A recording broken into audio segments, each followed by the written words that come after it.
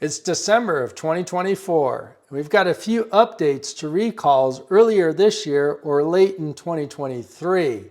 How about we take a look? The first recall that has an update was 0184. This is where the brake clamp was installed in the wrong direction and was creating issues with the brake line rubbing on some of the new touring models. Well, they've since expanded this to now include some 2024 models. They updated the article on December 3rd of 2024. And in the update, they note an expansion of the vehicles and an inspection process has been added. So it now includes some 2024 models. I think when this originally came out, it was really just a 23.5s. So we can see here the 2023 CVO Street Glide, and then they've added in some 2024 Street Glide, Road Glide, CVO Street Glide, CVO Road Glide, and the CVO Road Glide ST. So clearly this clamp was installed incorrectly for a longer period of time than maybe originally thought. In the article, they also updated the inspection procedure, and they note here in the image where the clamp is and what you're looking for. This is the same information as when the recall was originally announced. So this is the brake clamp here that they're concerned with, and they want to make sure it's oriented correctly. So you go down through the article and they show it here in expanded view, and this is how your brake clamp should look. It's really just flipped around. So I covered this originally in the video when this was released, and I'll put a link to that at the end if you want to take a closer look. The next recall is 0186. This is the voltage regulator wire rubbing against the frame, potentially through the wire and creating a short, causing a sudden loss of power while you're riding. So I featured a video on this one, and at the time it was for the 2024 models. But in my video, I noted that on my 23.5, there was some rubbing going on. So they have now updated this article to include the 23.5s. So on December 11th of 2024, they expanded the number of vehicles effective, and that would be the 23.5 models. So you'll note here the 2023 CVO, Road Glide, and Street Glide are both impacted here. And if you open up your Harley-Davidson app, you may now see that your bike has a recall. And the app is a great place to check for both software updates and recalls. You can open the app and put your VIN number in to learn more about your bike. And then on these new Center Cooled models with the new infotainment system, if you have your iPhone or Android phone Bluetooth to your bike with the HD app installed, it will update every time your phone connects. The next one to look at is the 23.5 CVO Street Glide handling, otherwise known as the Death Wobble recall. This was M1618. And there's a Rev B now for recall for the 23 CVO Street Glide handling issue. And it notes the date of the article is December 16th of 2024. But when you look at the article, it shows the last update was February 8th of 2024. So almost a year ago. And I read through the article and I really don't see an update. But I will say some of these updates are buggy, and Harley will update them later and fix their mistakes. But it shows there's been no update since February 8th of 2024.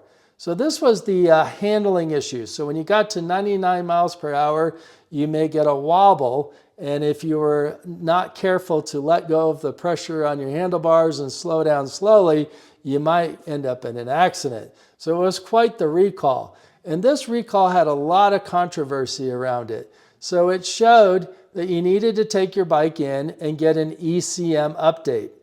And here it is. So here's the part number for the ECM update. And you were supposed to do this if you had a bike in the United States or in Canada, but no other countries were listed. And then later we added some other countries, and they also got the ECM update, but also a ballast update. It's very confusing. So when this recall initially came out, everyone was instructed to take their Street Glides into the dealers for an ECM update.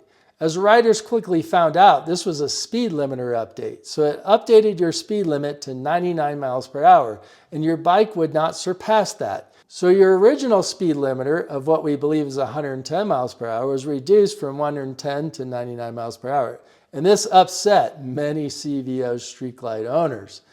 But then it noted later in February we would receive a recall kit, and we received the ballast kit. So they note that down here at the bottom of this article, the ballast kit, and they show a couple pictures of it. So this added weight to the head bearing on the bike, supposedly to cut down on the wobble potential. And at the same time, you were supposed to get an ECM update, and this was to remove the limiter of 99 miles per hour. But many say it didn't, and their bikes were still limited to 99 miles per hour. But this created a ton of confusion and a lot of frustration for Street Glide owners. What's interesting to note is in this version of the article, they're saying that if your bike was made in the United States or Canada, you don't need the recall kit. No recall kit is needed for United States and Canada vehicles, as the repair for those regions consists of an ECM calibration update only. And then for all other markets, you'll get the ballast and have that installed. And it said it would be available for dispatch on February 8th of 2024. So if your bike was made in the USA or Canada, you don't need the ballast.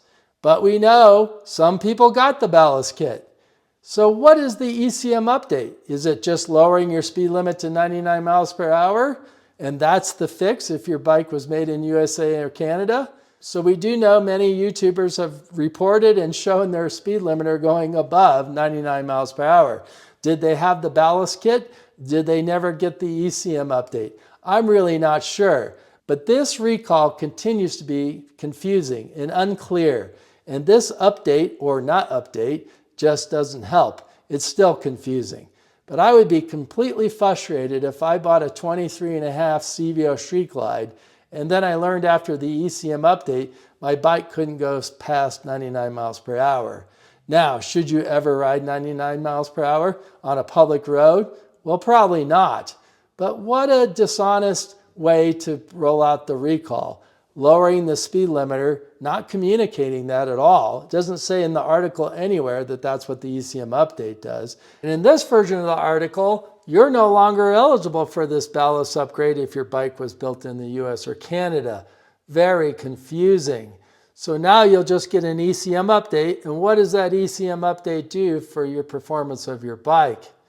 Well, if you're a Street Glide owner, I'd love to know more. Does your bike have the ballast weights in the front? What's your top speed limit, if you can figure that out safely? Put some comments below. I'd love to know more about this situation. I also continue to look for a software update. We have not seen one since March of this year, and I find that really unfortunate. Many of us are still frustrated with some of the bugs in the infotainment system, and yet there's been no software update. If you want to check this, you can go to Harley's main page and scroll all the way to the bottom of the page. And you will find software updates under the motorcycle services section. So clicking on that will take you to the service information portal article, and it shows all the information about software updates that Harley's released.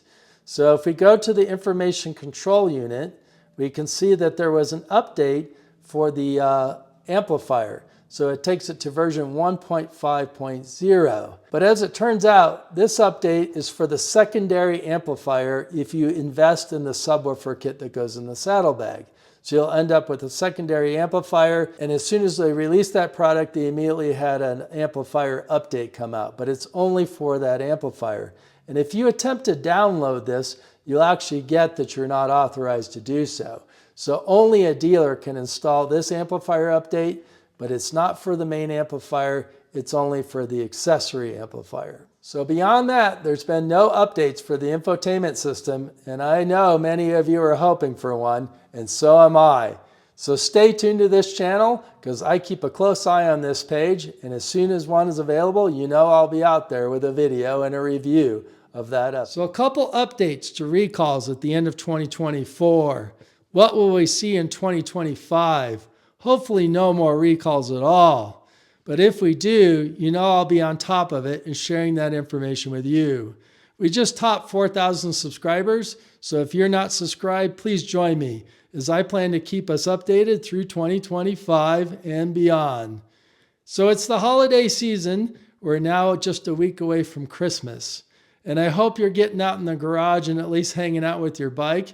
And if you're lucky enough, maybe you get to go for a ride this time of year. I know I'm very fortunate to have my son in the garage with me today. This is Josh. So I sure hope you found this information useful.